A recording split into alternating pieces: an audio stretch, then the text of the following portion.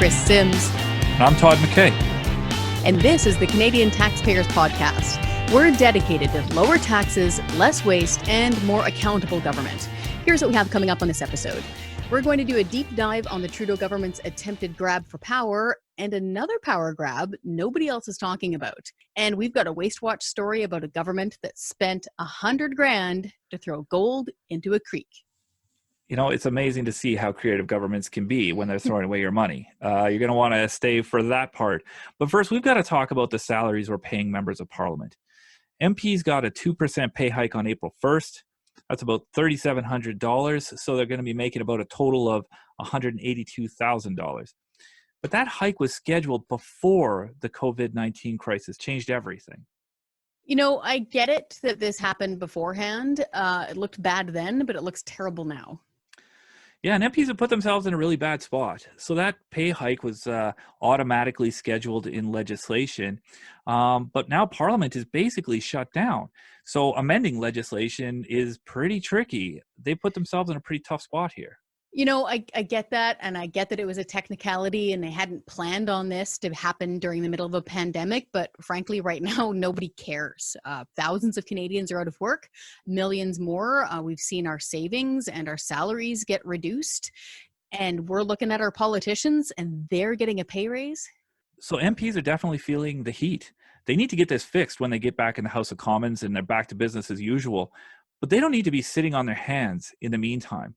Here at the Canadian Taxpayers Federation, we fired out a message to our supporters asking them to tell MPs to donate those raises to charity until this can be fixed. And man, our supporters let MPs have it. It was really something to see. Most folks in Ottawa do seem to be getting the message. According to the Globe and Mail, many MPs, including of note, Prime Minister Justin Trudeau and Opposition Leader Andrew Scheer, they moved quickly to donate their pay raises to charities. We also sent an email to all MPs asking them to let us know if they're going to follow that lead. And so far, more than 100 have confirmed to us that they are. But the government hasn't said whether it will eventually go back and fix this legislation to actually reverse the pay cut. You know, we've got a list in the show notes here, a list of all of the MPs who have confirmed they're going to give their raises to charity. Check that list. If you don't see your MP there, maybe check with them. Maybe there's a mistake. Maybe we missed somebody and there's somebody that should be on that list that isn't. But if they haven't confirmed they're going to give that raise to charity, maybe you better tell them to go ahead and do that because that's pretty important. But listen, this definitely isn't over. This isn't about donations to charity. This is about fixing something long term. And MPs are going to have to take a pay cut. I don't even really think that's debatable. It's going to have to happen. And if anybody doubts that, take a listen to this clip. Today, I can confirm that myself, government ministers, and public service chief executives will take a 20% pay cut for the next 6 months, as we acknowledge New Zealanders who are reliant on wage subsidies, taking pay cuts and losing their jobs as a result of COVID-19's global pandemic. We feel acutely the struggle that many New Zealanders are facing, and so too do the people that I work with on a daily basis. And while it in itself won't shift the government's overall fiscal position, it is about leadership, and I acknowledge my colleagues, both in the executive, but also the colleagues we work with in the public service for the decision that was taken today. If there were ever a time to close the gap between groups of people across New Zealand in different positions, it is now. Of course, many people in our public sector are our frontline essential workers, nurses, police, healthcare professionals. We are not suggesting pay cuts here, and nor would New Zealanders find that appropriate. Rather, I am responsible for the executive branch, myself and ministers. This is where we can take action, and that is why we have. That was New Zealand Prime Minister Jacinda Ardern. She and her entire cabinet and their senior officials, they've all taken 20% pay cuts there. And this is really happening around the world the more you look for it. So if you check out the Times of India, they're reporting that Prime Minister Narendra Modi and all members of parliament are taking a 30% pay cut for a year there. The Japan Times is reporting that elected officials are taking a 20% pay cut. And NBC is reporting in the States that Minnesota Governor Tim Walz, he and his cabinet, they've taken a 10% pay cut so far. And here's why this is important. When this health crisis is under control, we're still going to have a huge economic situation that we're going to have to deal with. Governments are going to have to cut spending. That's just a reality. There's going to be less money around. And so governments are going to have to cut spending the way everybody else has. And if members of parliament are going to ask everybody else in government to do a little bit more with less, they need to do the same thing themselves. If they're going to ask the bureaucracy to take pay cuts, then members of parliament need to do that first.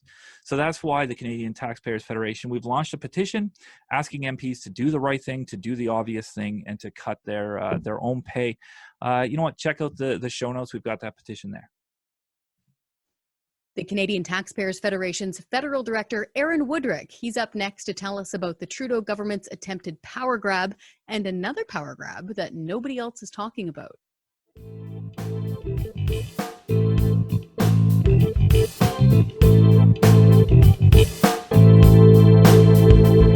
It's time for Deep Dive. This is the part of the show where we get into the issues a bit deeper and find out what all's going on. Aaron, what do you have for us today? Well, Todd, today I want to talk about the Trudeau government. They made a big power grab at the beginning of the COVID-19 crisis. The government said that it needed special powers to raise taxes, spend money, and ramp up borrowing without having votes in Parliament. And the excuse that the government made is that COVID-19 might make it difficult for Parliament to meet. But I can tell you, Parliament is a pretty tough institution, and it's met during some pretty difficult times before. I warned them that Britain would fight on alone, whatever they did. Their generals told their Prime Minister and his divided cabinet, in 3 weeks, England will have her neck wrung like a chicken. Some chicken.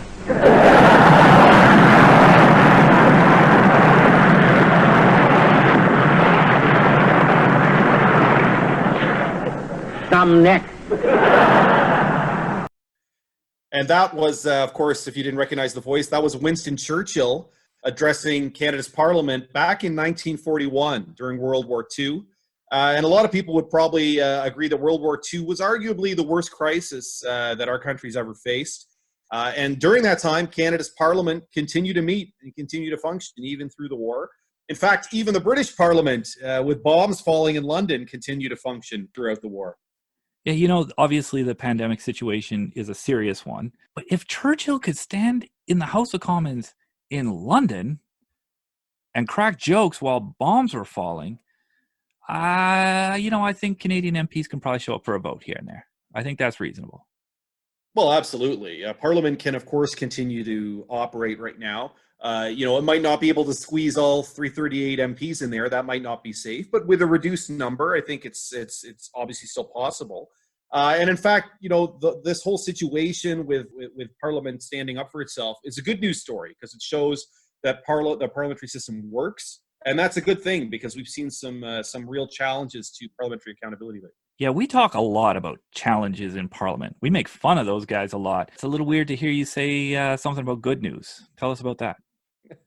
Well, it started with when the COVID crisis hit and the government very quickly put together a massive financial aid package to help Canadians through this crisis. Of course, it's a minority government right now, so the opposition parties had to be a big part of that process. But the night before the legislation was tabled in Parliament, media reported that there were some big surprises buried in the legislation.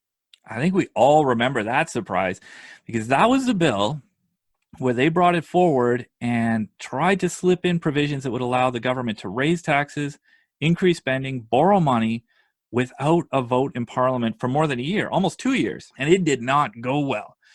In fact, here's what National Post columnist Kelly McPartland wrote, quote, "Putting trust into the tandem of Trudeau and Morneau to practice discipline without Parliament or the press there to bear witness to their activities would be nothing short of irrational. Had the opposition parties given their consent, they should have been hauled up on charges of betraying their role and responsibilities as elected representatives." not a lot of gray area in the press's assessment of this whole issue.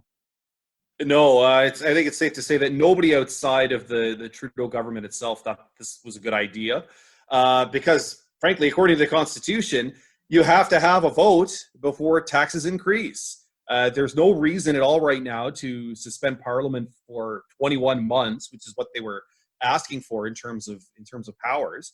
So naturally, the opposition parties were very surprised. They all pushed back very hard. The Canadian Taxpayers Federation, we sent our supporters a message asking them to email the Prime Minister and the opposition leaders and voice their concerns. Ultimately, the government relented and they backed down almost all of the way. They are still getting some special powers, but they're very time limited, only for a couple of months rather than 21 months. And here, in fact, is opposition leader Andrew Scheer explaining how things ended up. We demanded that the government remove the section that would have allowed them to raise taxes without parliamentary approval, and they have agreed. We demanded that the government walk back their unlimited spending powers and that special warrants expire on June 23rd, 2020 instead of September 30th, 2020, and they agreed. We demanded that the government include explicit reference to putting taxpayers' rights first, and they agreed.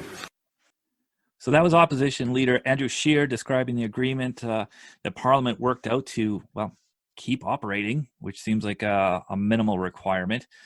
So this is actually a success story. The media blew the whistle.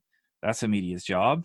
Canadians, including Canadian Taxpayers Federation supporters, blasted elected representatives and told them to keep doing their jobs of voting on key issues. And opposition parties put the brakes on the whole scheme and shut it down. But tell me, why does this matter so much? Well, the reason it matters is it shows that our system works and that the safeguards that are built into it function properly. The bottom line is politicians always owe us answers. Whenever cabinet ministers make decisions, for example, they have to think about how they're going to explain themselves when they're grilled in question period. And even if those answers are sometimes a lot of nonsense, it at least puts something on the record and ensures that we can hold them publicly accountable. Yeah, it's always hard to sift through that nonsense and figure out what politicians are actually thinking. But I'm going to put you in that tough spot anyway. Obviously, the government recognized it made a mistake. What in the world were they thinking when they tried to pull this? Well, look, they certainly wouldn't be the first government that tried to use a crisis to grab more power. History is full of examples of that. In this case, we don't know if they were doing it on purpose or if they were just extremely sloppy and panicky. And frankly, it doesn't even really matter what their motive was or if they had a motive. What matters is that our built-in brakes in the system worked and managed to stop what would have been an extraordinary accumulation of power in the hands of cabinet. Now, you mentioned you've got another example of the Trudeau government undermining parliamentary accountability, and nobody else is talking about that. Take us through that. Yeah, I'm talking here about the federal carbon tax, which we would argue is a clear violation of parliamentary accountability. The legislation that enacts the carbon tax actually gives government, and by the government I mean the cabinet, the power to raise the carbon tax anywhere it wants, anytime it wants, in any amount it wants, without having a vote in Parliament. Now, the Canadian Taxpayers Federation, we oppose the carbon tax. We know that there are people on the other side of that debate too, but it doesn't really matter where you stand. The bottom line is if members of Parliament, if the government wants to raise the carbon tax, they should have to stand up in Parliament and vote for it. Yeah, I think I remember a catchy little phrase about that. No taxation without representation. MPs are our elected representatives. They should be representing us. If they want to raise a carbon tax, they need to vote on it. You know, that's a big deal. And in my observation, the Canadian Taxpayers Federation were virtually the only ones even raising this issue. Yeah, we're certainly the only ones raising it in the legal arena. We're intervening, of course, and we've intervened in 3 provinces to fight the carbon tax. We'll be at the Supreme Court intervening as well against it. In fact, we're the only intervener that's not a government that is intervening to oppose the carbon tax. There's dozens on the other side, like the David Suzuki Foundation and Environmental Defense, that are supporting the tax. But we're the only ones raising the fact that that MPs should be voting on this tax, just like they do for any other tax. So we're not sure, of course, because of this crisis, when the Supreme Court will actually get around to hearing this appeal, but whenever it does, CTF will be there to oppose the tax. And of course, you can check the show notes on this podcast to get all the background on that, or jump over to taxpayer.com. Thank you so much, Aaron, for taking us on this deep dive into parliamentary accountability.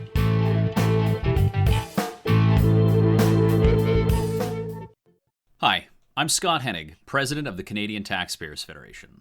Sorry for interrupting the podcast, but I wanted to take a few seconds of your time to tell you more about the Canadian Taxpayers Federation. We are 235,000 Canadians from coast to coast that are fed up. We are fed up with politicians taking too much out of our paychecks, often to waste it on a bunch of pet projects, corporate welfare, and pork barreling to buy votes. We organize campaigns to push back on these politicians. These campaigns often include petition drives, billboards, media stunts, and more. But most importantly, they ask our supporters to pitch in and take action. Alone, we're a voice in the wilderness. Together, we're an army to be reckoned with. You can join the fight and sign up at no cost at taxpayer.com. That website again is taxpayer.com. Okay, now back to the podcast.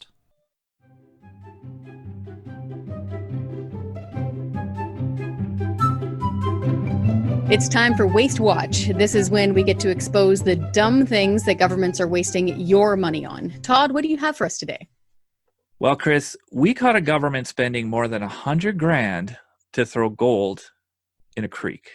You've got to be making that up. I'm not making it up. The government took pictures. We can prove it. All right, what happened? So there's a tourism association up in Dawson City, up in the Yukon.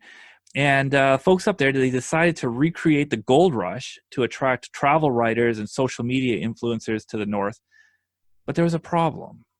What was the problem? Well, that first gold rush, it cleaned out all the gold. That's kind of the idea, though, right? Exactly. That's why they came the first time. They cleaned out all the gold. So the Tourism Association launched a crowdfunding campaign to raise $100,000 to buy gold, throw it in the creek, and then fly in writers and social media influencers to find that gold and, try to drive tourism. Oh, see, I have some sympathy for this. I was born and raised in the Fraser Canyon. It was founded on the gold rush. It seems like a neat idea, but unless you've got the money to back it, it's going to be bad. How much did they actually collect when they went door to door? Well, that's the problem. It's a bit of a tough sell, like knock, knock, knock. Hey, how's it going? Would you like to donate to throwing gold in a creek? That's a tough sell right there when you say it out loud. Yeah. So they're shooting for $100,000. They only raised $4,500. So the Tourism Association spent that money to buy some gold. But here's the thing. If you throw gold in a creek and the social media influencers aren't there to take a selfie, does it make a splash? This won't work if people aren't going to donate money to fly in all of those fancy travel writers. If they're not there to document it and then spread the word, the tourism-y thing isn't going to happen. Exactly. All you've got is gold in a creek there. But that's where the Yukon government jumped into it. It handed over $139,000 of taxpayers' money to put on the event, to throw that gold in a creek and fly in everybody to watch it. Did it work? How did that turn out? Not great. So the Tourism Association planned to bring in about, a couple of dozen travel writers and social media influencers. 3 Instagram stars showed up and 1 reporter from a Vancouver website. Now, we have found no evidence that reporter wrote anything about anything to do with this. The Instagram stars, one of them posted some pictures of their family there and stuff. One of them posted some pictures of himself wearing a fancy hoodie and riding a horse. Nothing about the actual gold. Another one of them posted a picture of herself panning for gold. She got 2,800 likes, which sounds good, unless you put it in context. Because she, just a little while later, posted a picture of her vegan lunch in a diner in Wisconsin, and it got 4,100 likes. Oh, man. So it's pretty tough to feel like this thing was any kind of a success. It was a pretty big failure, really. More than $100,000, you get 4 people showing up, and you wind up with 2,800 likes. What happened to the gold that was actually in the water? What happened to it? Well, some of those social media stars found some of it, but most of it just washed away. Well, that certainly defines waste. Yeah, it really does. And listen, if the Tourism Association wants to, waste its own money on a publicity stunt, that'd be one thing. Fill your boots. If it works, great. If it doesn't, it's your money. Do what you want to do. But now Yukon taxpayers are out $100,000 on this, $139,000 on it. That's why the Canadian Taxpayers Federation gave the Yukon government a Teddy Waste Award. Every year we give out Teddy Awards to governments who have the worst, best, stupidest, funniest examples of waste. And you know what? Paying more than $100,000 to throw gold in a creek, that's an award-winning move. So we gave a Teddy Waste Award to the Yukon government this year.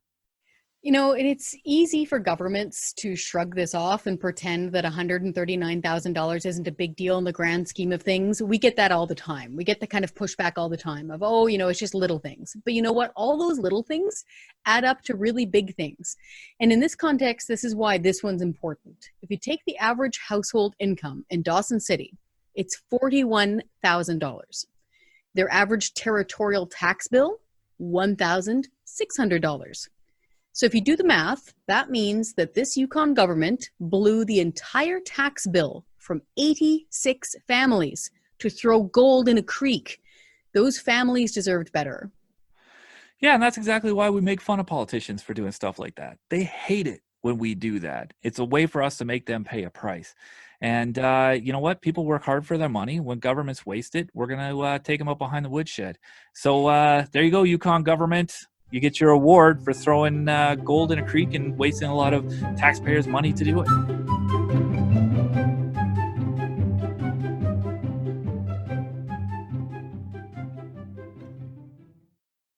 Thanks for listening to the Canadian Taxpayers Podcast. Check out the show notes for information about all of this episode's stories. And please subscribe, like, share, review our show. It helps us get the word out to more people. And thanks again for listening.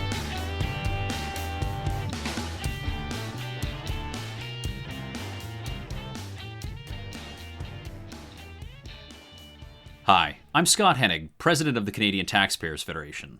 If you've got another minute, I'd like to ask you to think about the one person you know that would really enjoy listening to this podcast. Do us a favor and do them a favor and send them a quick note to let them know about it. At the Canadian Taxpayers Federation, we believe there is power in numbers. That's why we've worked so hard to build an army of taxpayers who are ready to push back. And we did it because people like you shared our work with that one person that they knew would really appreciate taking part. Thanks for listening, and thanks for doing your part to make Canada a better place.